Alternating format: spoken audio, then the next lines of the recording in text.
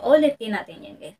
Hi! So, ayan guys, andito na ako sa bahay at sabi ko nga doon sa una kong vlog, ako ay pupunta ng SM at bibili ako ng aking sunglasses. Sunglasses, no, ng aking salamin. So guys, ito na yung aking salamin. Love your eyes. So, ito na siya guys.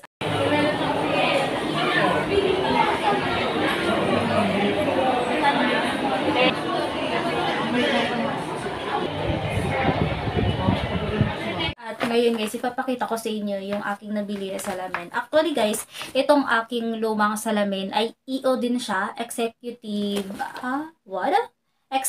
Executive Optical. So EO, do you know that it's a really famous talaga na name pagdating talaga sa mga reading glass or ano pa yung mga problema sa mata niya. So guys, ipapakita ko sa inyo yung luma ko muna. Ito yung luma ko, EO. Tingnan nyo naman to, warak-warak na. Yeah.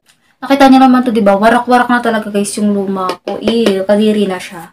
Pag inopen mo, yan, pink ang kanyang lagayan at may tatak din dito. Meron tatak dito na ayan, EO. So ito yung kanyang towel na itong salamin. So, sige, tanggalin na natin ito at ibalik na natin dito sa ating lagayan. This is old. So, titingnan natin yung bago. At ito yung aking bago. Black! Dahil nga napagkakamalan akong bata at parang hindi ako nagmamatured. So, black naman yung pinili ko, guys. Ipapakita ko sa inyo yung laman niya. Ito. Ayan, may tatak din siya dito na salamin-salamin. At ito, yan. Meron siyang kasamang pamunas din at may tatak din dito. Tapos, ito yung aking napili is black. Charan! Ang ganda niya actually. So, pupunasan muna natin kasi bagong-bago pa siya, guys. Grabe. New talaga siya. Ayan o. Ganda. At itatry na natin sa aking mata. Yan. Ang kagandahan nito guys ng aking salamin ay pag masyadong mainit yung panahon, nagiging dark dito. Iwan ko ay nakalimutan ko na ang tawag dun. Kung anong term, diba? Kulay black para magiging matured naman ako tingnan. Sino ka dyan? Who are you? Char! So, mas bit ko siya ngayon. Pero di ko bet yung pamunas niya, di ba? Yun liit ng pamunas na talaga. So, ipagpalit ko na lang dito sa luma ko.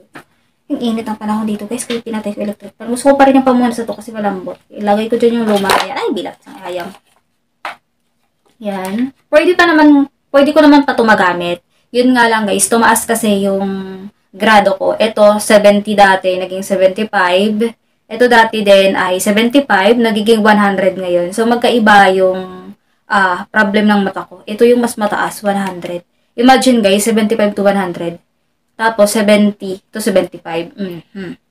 Actually guys, nearsighted ako. Pag malapit lang, yun nga, near nga, di ba? Nakikita ko. Pero pag malayo na, naging blurred. Parang hindi na ako nakakaaninag ng tao. Nakikita ko naman may tao. Nakikita ko naman may parating sa akin. Pero hindi ko talaga ma-emphasize yung kung sino siya. Kapitbahay ba namin yun? Basta may tumatawag sa akin. Kailangan ko pa talaga lapitan kasi guys yung tao. Lalo na sa pag-aaral ko. Ang hirap talaga guys pag malabo yung mata mo. Kasi alam mo yun, hindi mo talaga nakikita yung mga sulat doon sa whiteboard. Ako